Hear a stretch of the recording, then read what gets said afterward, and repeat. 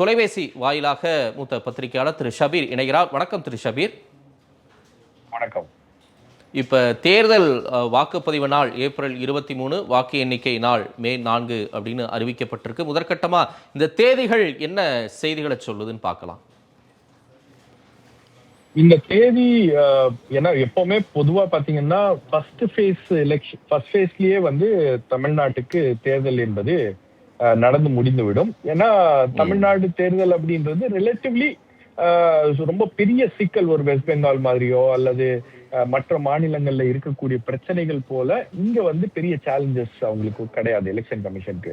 ஆகவே அதை முன்கூட்டியே வச்சு முடிச்சிருவாங்க. பட் இந்த வாட்டி உங்களுக்கு ஒரு பெரிய உங்களுக்கு நேரம் அதிகமாக தேவைப்படுகிறது அப்படின்னு நினைக்கிறேன். குறிப்பா எதிர்கட்சிகளாக இருக்கக்கூடிய அதிமுகவுக்கும் பாஜகவுக்கும். ஏன்னா அவங்களுடைய அணி சேர்க்கையோ அல்லது அவங்களுடைய கூட்டணியோ பெரிய அளவுக்கு ஒரு முக்கியத்துவம் வாய்ந்த ஒரு இடத்துக்கு இந்த தேர்தலில் நகர்ந்து இருப்பதாக தெரியவில்லை. போத் பர்செப்ஷன் வைஸும் சரி, அதே போல அவங்களுடைய அரித்மெட்டிக் கால்குலேஷன்ஸும் கிரவுண்ட்ல பெரிய அளவுக்கு அது ஒரு தாக்கத்தை ஏற்படுத்துகிறதா அப்படின்றது ஒரு கேள்வியாக இருக்கிறது. முன்னெப்போதும் இல்லாத அளவுக்கு திமுக தயார் நிலையில இந்த தேர்தலுக்கான வேலைகளை செய்கிறது அப்படின்ற போது அதை மேட்ச் பண்ற அளவுக்கு இவங்க இருக்காங்களா அப்படின்றது ஒரு கேள்விதான். அதே மாதிரி தேர்தலுக்கு முன்பு இந்த 5000 ரூபாய் முதலமைச்சர் அவர்கள் அறிவித்திருப்பது, அது மட்டும் இல்லாம மாற்றுத்திறனாளிகளுக்கு ஒரு நிதி என்பது அவர் அறிவித்திருக்கிறார். பல்வேறு விதமான வேலைகளை அவர் செய்து கொண்டே இருக்கிறார் அப்படின்னும் போது இதனுடைய தாக்கம் எல்லாம் கூடுதலாக இந்த தேர்தலில் இருந்துவிடக் கூடாது அப்படின்றதும் இதுல ஒரு மிக முக்கியமான ஒரு நோக்கமாக இருக்கிறது. ஏன்னா ஒரு எதிர்கட்சியா நீங்க யோசிச்சீங்கன்னா இதெல்லாம் வந்துடக்கூடாது அப்படின்னு தான் யோசிப்பாங்க. ஸோ இதுல ஒரு அரசியல் ரீதியான ஒரு கணக்கும் இருக்கிறது அப்படின்றதுதான் வெளிப்படையாக தெரிகிறது. ஏன்னா லாஸ்ட் ஃபேஸ்ல எலெக்ஷன் நடக்கிறது அப்படின்றது ரொம்ப கிரிட்டிக்கலான குரூஷலான மாநிலங்களுக்கு தான் அப்படி வைப்பாங்க. ஏன்னா அவங்களுடைய ஒட்டுமொத்த கவனமும் அந்த மாநிலத்தின் மீது இருக்க வேண்டும் அப்படின்னும் போது அதை அப்படி செய்வார்கள். ஆனால் தற்போது இது கொஞ்சம் ஒரு அன்யூஷுவலாக இருக்கிறது, ஒரு வித்தியாசமாக இருக்கிறது. இது அரசியல் கணக்கு இல்லாமல் இருக்காது அப்படின்றதான் என்னுடைய பார்வையாக இருக்கு.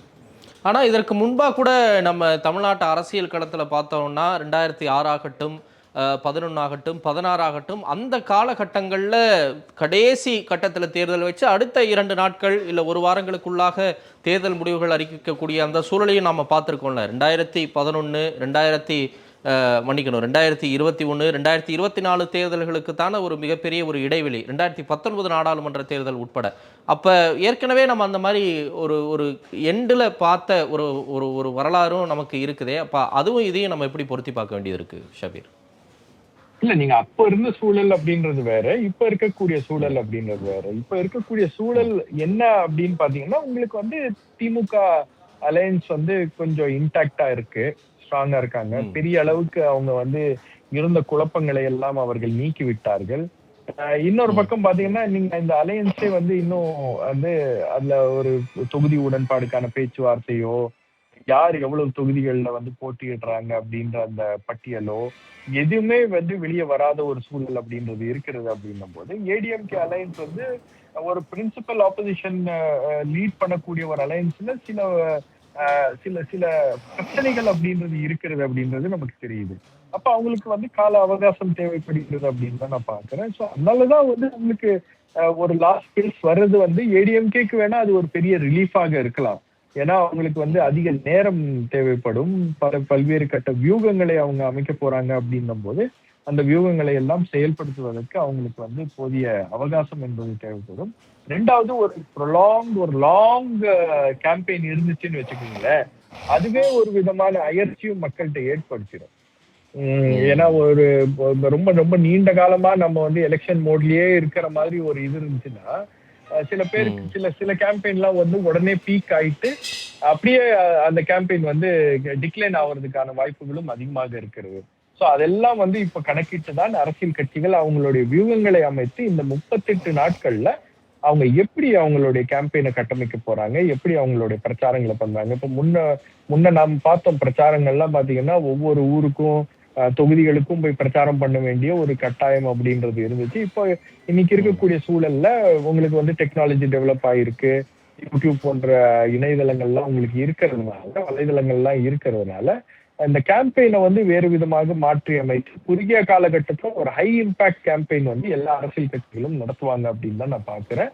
ஸோ அதற்கான காலமும் சூழலும் வந்து தற்போது இருக்கிறது அப்படின்றது தெரியுது. ஏன்னா இந்த 38 நாட்கள் அப்படின்றது ஒரு சின்ன டைம் கிடையாது, இட்ஸ் லாங் டைம்.